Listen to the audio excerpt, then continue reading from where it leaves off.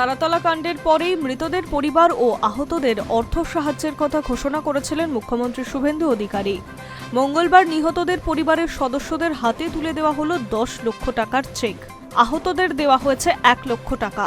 সেই অনুষ্ঠানেই বারবার হতাহতের পরিবারের সদস্যদের পাশে থাকার আশ্বাস দিলেন মুখ্যমন্ত্রী। আহতদের সম্পূর্ণ সুস্থ না হওয়া পর্যন্ত বিনামূল্যে ওষুধ দেওয়ার ঘোষণা করলেন তিনি। নিহতদের পরিবারের একজন সদস্যকে শিক্ষাগত যোগ্যতা অনুযায়ী কাজ দেওয়ার ব্যবস্থা করার চেষ্টা হবে বলে জানিয়েছেন মুখ্যমন্ত্রী। গত 24শে জুন দুপুরে আচমকাই তারাতলায় হুড়মুড়িয়ে ভেঙে পড়ে একটি নির্মীয়মান গোডাউন। সেই সময় কাজ চলছিল, ফলে বহু শ্রমিক ধ্বংসস্তূপের নিচে চাপা পড়ে যান।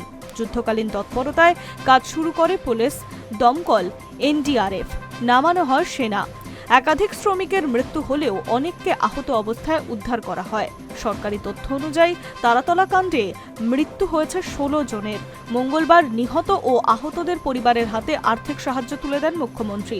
নিহতদের পরিবারের কাছ থেকে তাদের সমস্যা কি চাইছেন তাও জানতে চান মুখ্যমন্ত্রী। সেখানেই এক মৃত শ্রমিকের স্ত্রী কাজের আর্জি জানান। এরপরেই মুখ্যমন্ত্রী বলেন, কলকাতা পুর প্রশাসক স্মিতা পান্ডে ও পুর ও নগরোন্নয়ন মন্ত্রী অগ্নিমিত্র পালকে দায়িত্ব দিচ্ছি। ওনারা দেখে নেবেন কোথায় কি কাজের সুযোগ রয়েছে।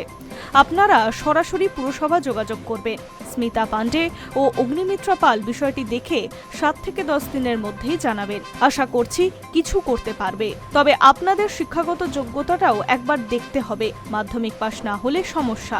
সেই মিটিংয়েই আহত ও নিহতদের পরিবারগুলিকে যদি পুরসভার কোনো কাজে যুক্ত করা যায় তা দেখার নির্দেশ দিয়েছেন মুখ্যমন্ত্রী। সঙ্গে তিনি জানিয়েছেন, নিহতদের পরিবারকে মাসে মাসে একটা টাকা দেওয়ার বিষয়ে চিন্তাভাবনা করা হয়েছে। এছাড়াও বাচ্চাদের পড়াশোনার দায়িত্ব নেবে রাজ্য।